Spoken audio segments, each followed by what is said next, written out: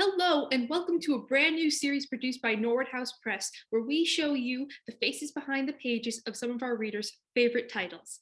I'm Christine, and I'm the editorial assistant at Norwood, and today I'm here with Mari Bolt, one of the writers behind our many series, such as a Great Game series. Mari, thank you so much for joining us today. Thanks for having me. So I was thinking we could start things off by you telling us a little bit about yourself and your career. Sure. Yeah, so I'm Mari Bolte. I live in Minnesota. I actually started at Capstone and in children's publishing right after I graduated from college, and I've just been doing it ever since. I specialize in nonfiction. I've worked on a little bit of everything though. Like I've done graphic novels and science books and history books and all like pretty much if there's a subject on it, I've written or edited on it. You worked on a lot of different genres, like you just mentioned, like from blogs to even tween craft books, if I'm correct. Yep. What set you on the path to being a children's book editor and writer specifically? Honestly, I kind of fell into it. One of my teachers in college had done some work for Capstone. So one day he had like a presentation about like just what it was like to write for them. And he ended up going on to get a job there as an editor. And they needed an intern around the same time that I graduated. So he recommended me and I got the job and it was like a perfect like right place, right time situation.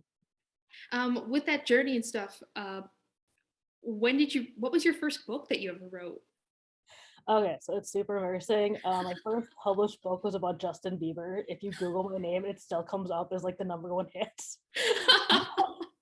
I keep telling my friends, I'm like, can you please just review any of my other books so like those ones go to the top, and they won't do it. It came out in 2012, so I was like in my late 20s. I thought it was gonna be like super cool. One of my cousins was 11 and she was a huge Bieber fan, and I was like, oh, guess what? I'm gonna write a book about Justin Bieber, and she's like, I know all of these facts already. Like, whatever. A lot of authors have a favorite book as a kid growing up, one they take out of the library a lot or one they can't stop reading. Did you have a series or a book as a kid that you couldn't put down? Like I always went to the library. I was always checking out like the maximum amount of books I could have. I was not returning them. I'm very sorry to every librarian I ever interacted with. I probably still have some library books in my house somewhere. Like I was one of those kids who really liked horses. I had a horse. I have a horse now. I still have horses. So I always had some kind of horse book on loan. I probably reread every horse book like 9 billion times. Margaret Henry and Walter Farley, everyone loves them. Lynn Hall had a really cool series about a horse, and I think they're out of print now, which is super sad. But also I loved history books, which, kind of translates now, and, books about other cultures. I really liked Jean Craighead George's books. They were always just like the next step of opening your mind of what else could be out there. And I loved Anne McCaffrey and Piers Anthony too. But actually goes on, like you named a lot of authors there. What are ones that are still favorites of yours today? I still love Anne McCaffrey. Like, just her books are so classic and they're just so enjoyable to go back and read. Um, One thing I found with ebooks now, it makes it so much easier to read the books that I felt were challenging as a kid because you don't have that pressure of being like, oh, the book is like this thick, because you don't see that. Reading like Terry Goodkind books again. Like I remember trying to read those in college and I was like, it's so much book. And now I can just keep flipping the pages and enjoying them. So just ebooks.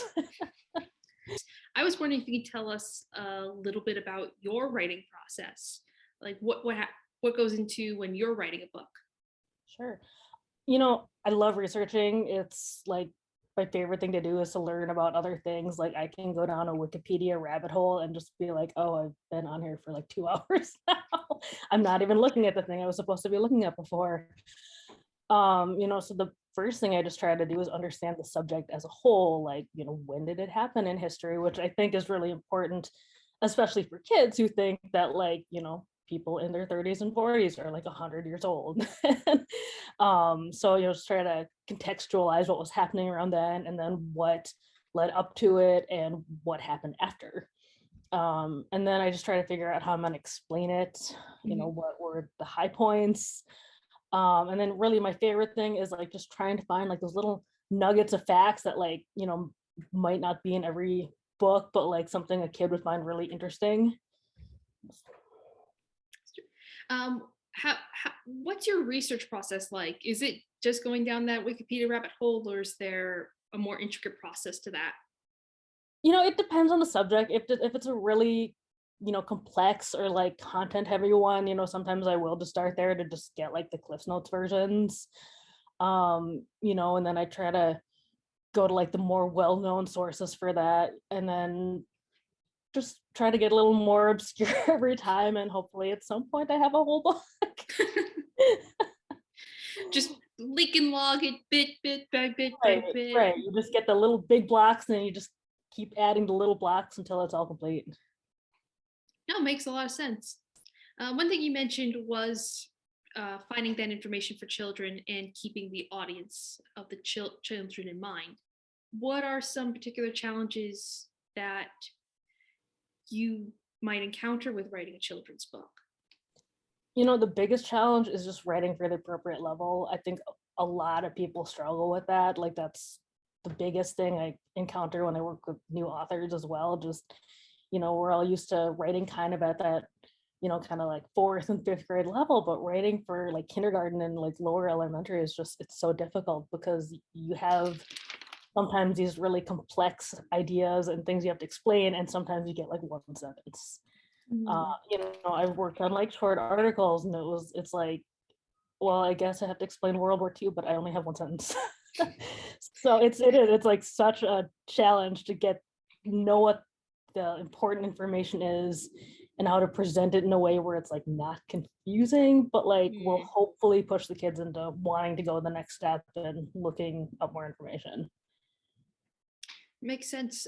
What are some strategies you have for circumventing that problem? Just trying to write things in just like the most simple statements possible. I think a lot of times, we get distracted wanting to, I mean, we tell kids, like learn the who, what, where, when, and why. And sometimes it's just like the what. And so just like figuring out the most clear, concise way to say that to a kid without, I mean, like we don't always even know like, what context they have. They might not even know what World War II is. And so like just trying to find that base statement, and then just if you can frame it around things that will hopefully push them in the right direction to making their own assumptions. Like that's really all you can do. Hmm. Hope they have a good teacher and like good information to bridge to the next level of what they need to know. Yeah. You yourself work as both a writer and an editor for books and other uh, media materials. Do you feel that being an editor has helped with the author side of things? I think it helps a ton. I mean, like every editor has their own preferences of things they like. Some people like things formatted a certain way, and some people get very nitpicky about, like they need everything to be like in brackets or in italics or in bold, whatever. But I think just having a general idea of what is necessary and what's a distraction helps a ton.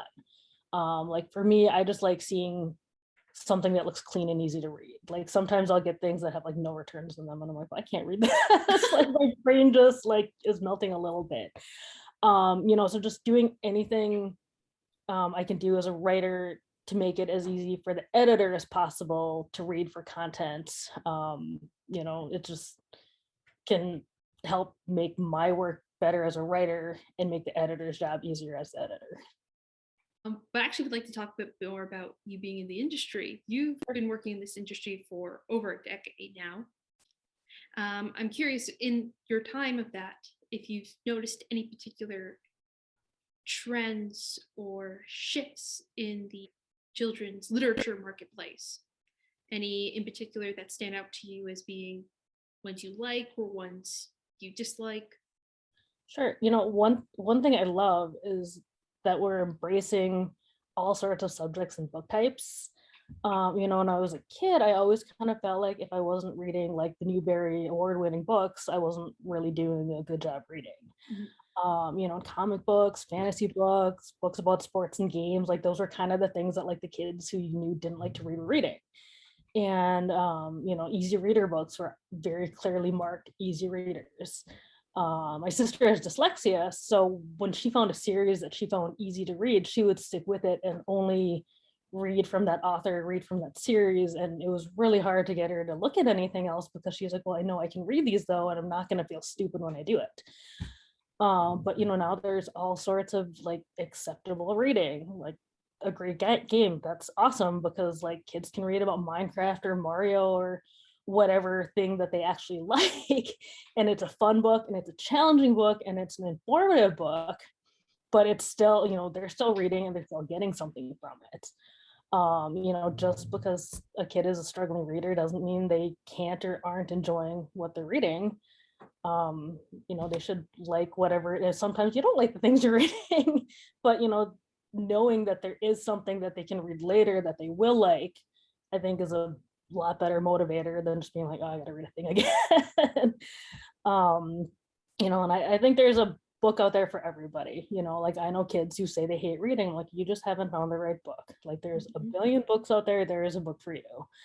So I really appreciate that like it's becoming more acceptable now for kids to just read. And the other thing, like one shift I'm really enjoying is seeing the shift to more diverse voices. It's diversity is kind of a word that gets thrown around a lot. And I think sometimes people forget that kids seeing themselves in stories is super important. Like when I was a kid, like I picked up some random book at a Scholastic book fair, and it was like a book about a boy who did karate. And I don't care about karate. And it was like to me very clearly a book marketed for boys. And the author was white, but the main character was an adopted Asian person, and I had never read a book before that had that as a character. And I was like, oh, that's me, kind of. And like I read that book a ton of times and like I don't remember what it was about. I just remember that one fact. And now that publishers are working on bringing like real authentic voices to kids, more kids being able to see who they are in stories is just like such a positive step forward. And I'm glad like most people seem to be recognizing that and trying to take that step. That actually makes me think of subjects that you have to write for children's books. Do you find any particularly easy or hard to read, right? Animal books I think are the easiest. I think animal books are kind of like, ooh, I want that one because that's gonna, not take me very long, and it's fun and the pictures are cute and I get to learn cute little animal facts. I personally like reading about history. I minored in anthropology, so learning about the people involved in the history is like extra fun for me.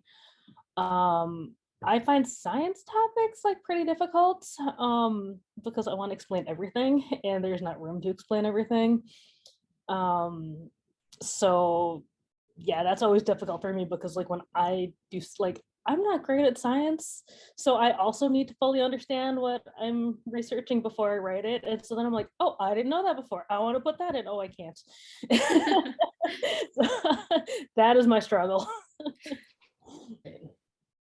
And that actually brings us to our last question that I have for you. You ready? Yeah.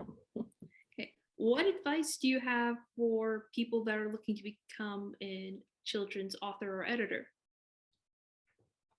So for that, I would say just like, and everyone says this and I hate saying it, but I would say do some research. Just find out who's publishing what you want to write. And like I think one of the things that's often misunderstood in publishing in general, like school publishing in general, is that what we write about and what we do books on, it's not random. Like it's not like somebody wakes up and is like, oh, like I haven't thought about Vietnam in a while, I'm going to do some books on Vietnam. They're so closely tied to curriculum and standards. So, you know, even if you think you have a great idea for a book, it might not fit the book list for next year, the year, you know, ever, maybe. I mean, and you know, just there's word count limits, page limits, reading levels we have to hit, you know, like I've had people talk to me about like, oh, I wrote a book. I'm like, that's cool, but that's not what we do, you know, but somebody out there might want to publish it. So, you know, really the key is just to find where that publisher is and, you know, alert them about it. There's lots of networking groups too. Like there's lots of like children's literature networks that are regional. So I mean, meeting up with people who are in the industry and getting kind of a feel for, you know, like what each publisher's schedule is, what they like, you know, if they're looking for somebody, if they can put in a word for you. I mean, those are all like good ways to just try to get a little closer to that. That's some good advice. Thank you for sharing that, Mari. And I'm afraid that's all the time we have for today. Thank you again so much for joining us today. It's been a pleasure to speak with you. Yeah, you too. Thank you. Problem. For everyone watching, for those who would like to learn more about Mari's books or more about Nordhaus Press, please look in the links in the description below. And if you want more content like this, please follow our social media, which can also be subscribed to in the links below or in the upper corner. Thank you again for watching, and I hope you all have a great day.